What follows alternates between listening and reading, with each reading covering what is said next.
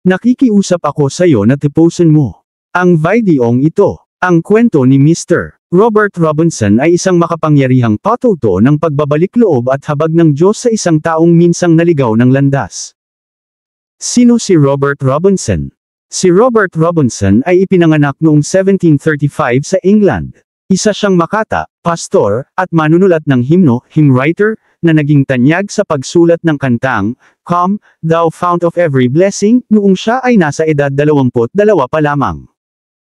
Maikling kwento ng kanyang buhay. Nang si Robert ay bata pa, namatay ang kanyang ama. Dahil dito, lumaki siya sa kahirapan at naging pasaway sa kabataan.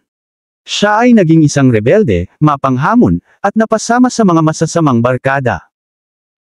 Isang araw, nakarinig siya ng sermon ng kilalang ebanghelista. Ang mensahe ay tungkol sa galit at awa ng Diyos. Mula roon, nagsimula siyang magnilay at unti-unting nagbago. Siya ay tuluyang tumanggap sa Panginoon at naging isang pastor. Noong 1757, isinulat niya ang tanyag na himno na, Come, Thou Fount of Every Blessing, isang awitin ng pasasalamat sa biyaya ng Diyos at pag-amin ng kahinaan ng puso ng tao na lumihis sa Diyos. Isa sa mga pinakatanyag na linya ay, Prone to wander, Lord I feel it, prone to live the God I love. Madaling maliga, Panginoon, nararamdaman ko ito, madaling iwan ng Diyos na aking iniibig.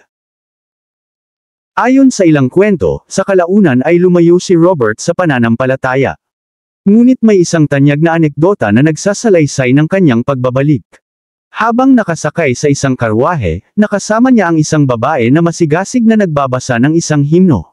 Tinanong siya ng babae kung pamilyar siya sa himno, at iyon ay ang, Come, Thou Fount of Every Blessing.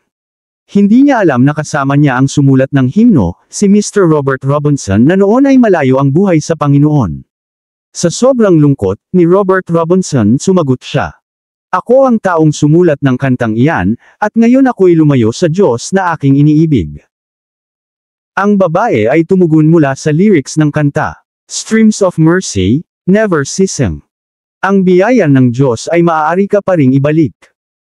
At sa puntong iyon, muli siyang napalapit sa Diyos sa pamamagitan ng kanyang habag. Aral mula sa kanyang buhay. Kaibigan, ang kwento ba ni Mr. Robert Robinson ay kwento mo rin?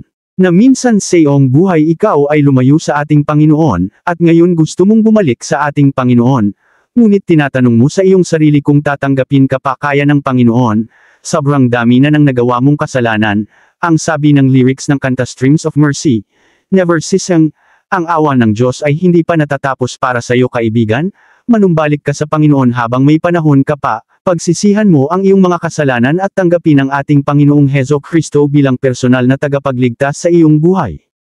Ang biyaya ng Diyos ay sapat kahit sa mga lumihis ng landas. Ang tunay na pagbabalik loob ay nagsisimula sa pag-amin ng kahinaan. Kahit tayo'y madaling maliga, ang Diyos ay laging handang tanggapin tayo muli. Isaiah 1 verse 18, Magsiparito kayo ngayon, at tayo'y magkatuwiranan, sabi ng Panginoon, bagaman ang inyong mga kasalanan ay maging tila mapula, ay magiging mapuputi na parang nyebe, bagaman maging mapulang gaya ng matingkad na pula, ay magiging parang balahibo ng bagong polygon tupa.